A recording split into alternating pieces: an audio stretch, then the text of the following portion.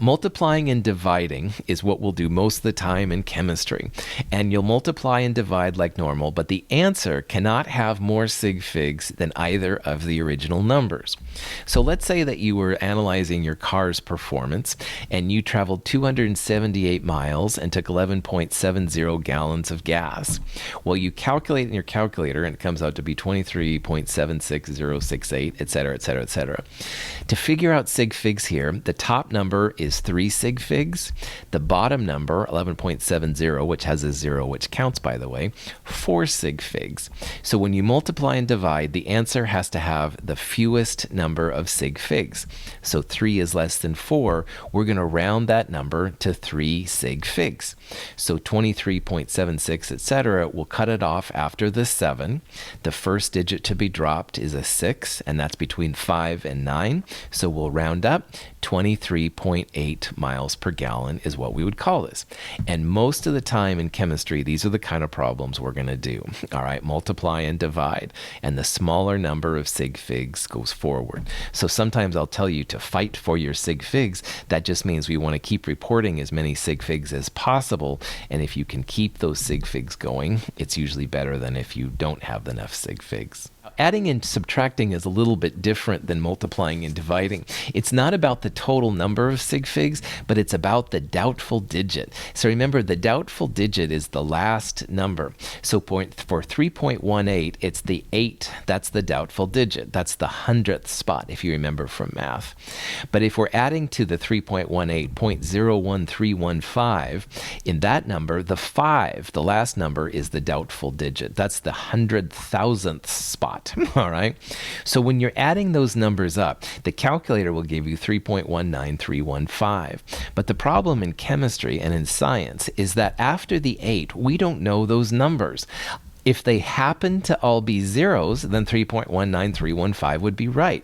But what if they were 3.18999 or something like that, or 3.18111? All right, we would get different numbers. So we have no confidence in reporting anything past the 8. We have no confidence in reporting anything past the doubtful digit. So the final answer that you get, you have to cut it off at what I call the largest doubtful digit. It's the last number that we have confidence in. And 3.18, that means the 100th spot is where we're going to cut it off. So we would call this 3.19. The 3, 1, and 5 that the calculator gives us, we have no confidence in those values because we don't know what's to the right of the 8, all right? And this is the joy of experimental science. You can only go with the values that you're given. So even though the 0.01315 had a lot more digits in it, we have no confidence in how to add that to 3.18, so we cut it off at 3.19. So doubtful digit is important when you add and subtract. And this is very important when it comes to temperature conversion, Celsius to Kelvin, Kelvin to Celsius. That's where we're going to use adding and subtracting in largest doubtful digits. Again, most of the time multiplying and dividing is the game to play, but sometimes, especially temperatures, that's when we're going to add and subtract, and you've got to remember the doubtful digit. So conversion factors are going to be really important in converting one thing for the other. Some of them are absolute, some of them are based on sig figs. But the important thing to remember is that if I said that there's 2.54 centimeters in an inch, there's a lot of different ways you can write it. You could write it 2.54 centimeters equals 1 inch. You could also write it 2.54 centimeters per 1 inch, or 1 inch per 2.54 centimeters.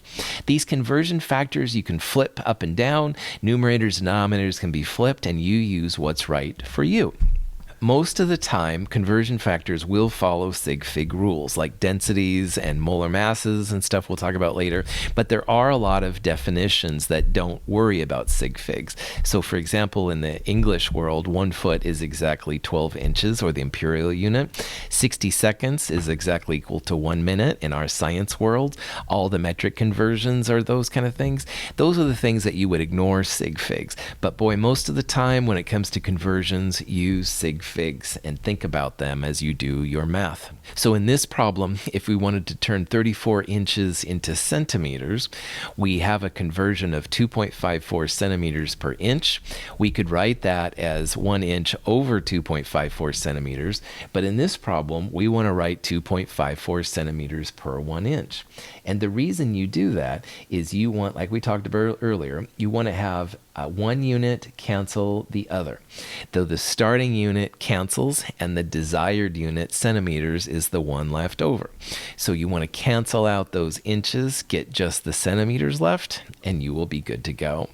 And that's how a lot of these work. So you wouldn't want to use 1 inch on top and 2.54 centimeters on the bottom because none of the inches would cancel out.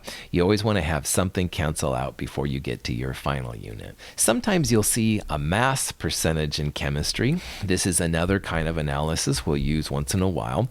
So let's say we had a sample that was 30% lead and 70% oxygen. What usually this means is that in 100 grams of the substance, you'd have 30 grams of lead and 70 grams of oxygen. And that's the way that we'll usually use these kind of things.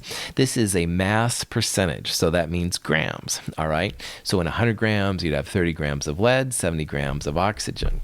But you don't have to think about it as 100 grams. You could also think about it as 1 gram. 1 gram would be 0.3 grams of lead and 0.70 grams of oxygen. It's your call, all right? But that's normally what I will talk about is if we had 100 grams, then those percentage numbers just equal the grams of whatever we're looking at. And we're going to see that mass percentages can be really helpful to chemists as we try and find formulas. This is an example of a penicillin compound, penicillin F. It's 53.829% carbon. And the question is how much carbon is in 75 grams of the penicillin. In the lower right-hand corner, that's the structure of penicillin. We'll talk more about how to interpret that in a later lecture, but for right now, we just want to find out how much carbon, how many grams of carbon is in 75 grams of the penicillin. So what you would do is you'd use that mass percentage. That means 53.829 grams of carbon in 100 grams of the penicillin. So what you can do then is set that up. You start with the penicillin, 53.829 grams of carbon in 100 grams penicillin. And you can see how the penicillin F in the top cancels this penicillin F in the bottom. So there's no more grams of penicillin, we only have grams of carbon. Now your calculator will give you 40.37175, which is great. However, because of the 75 number, we have only 2 sig figs.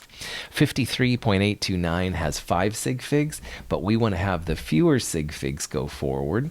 So we're going to cut this off after the 0. The first digit to be dropped is the 3, so that means we leave it alone. We'll call it 40, but don't forget the dot, because a 40 without the dot looks like a 1 sig fig number. 40 with a dot means 39 to 41, plus or minus 1. 40 without a dot would be plus or minus 10, so it would be 30 to 50.